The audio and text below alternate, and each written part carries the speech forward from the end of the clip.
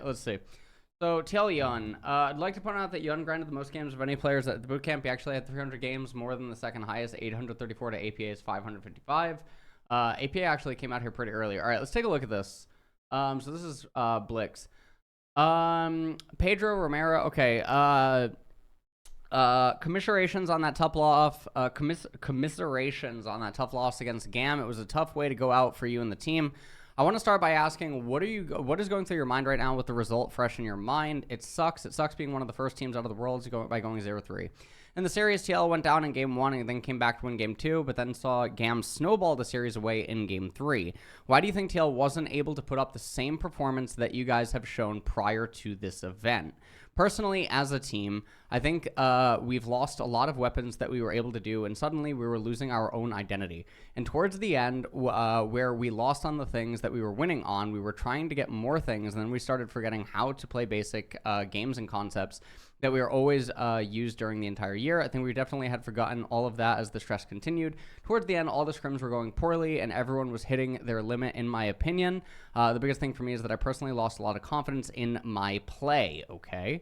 What do you think happened that came to you and your confidence in particular? I think that everything could have went wrong for me, and as a team especially. It was not going, scrims were not going smoothly, just nothing was going right, and I could feel my own performance deteriorating very rapidly and day by day, as well as the countdown. Then I guess you could, the pressure gradual rises, okay. Looking back, as this team was world run in 2023, you guys had a promising start with the match against T1, but then things came. I definitely think that we should have held stronger concepts of our weapon. I definitely think that we should have held stronger concepts of our weapons and our basic gameplay. I think that we definitely were getting almost everything. As time went on, the more we lost, the more we tried to do more. And so definitely next time I would make sure I really go through the basics together. We're starting to lose a little bit and figure out why we're losing. The biggest thing I've learned is definitely that I shouldn't lose my player identity or make sure I have a firm grasp. Okay. It's definitely, you have really bad scrims. You could definitely feel like you're going to shit on if my day was really bad, or solo queue plus scrims is like that. I think those are really key points. With TL's run coming to an end, NA is now down to 2 teams. I'm not too sure because I did not pay that close attention to them, but I hope they do well. Okay, so they didn't really say anything. Yeah, I mean, from what I've heard, obviously, like, behind the scenes, is that the atmosphere at Team Liquid is absolutely abysmal during World. And so I can't imagine, like, that things were going well. And obviously, like, Yeon is sort of alluding to some of the stuff in this, but he's not really touching on the magnitude of just how badly some of the behind the scenes stuff actually was. So I don't know.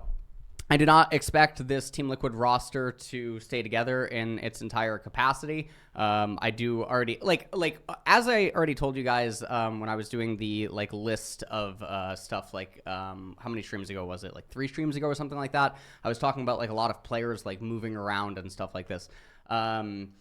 There's going to be a lot of changes that go on in North America, and there's already players that were playing on all of the teams at Worlds that already are intended to move to other teams and stuff like that. So this TL roster, it's not going to end up staying together. I don't know what that means for Yeon and stuff like that, but the atmosphere was absolutely terrible. And, Breaking Point 2.0, was definitely a possibility. So unfortunate. Yeah, I don't know.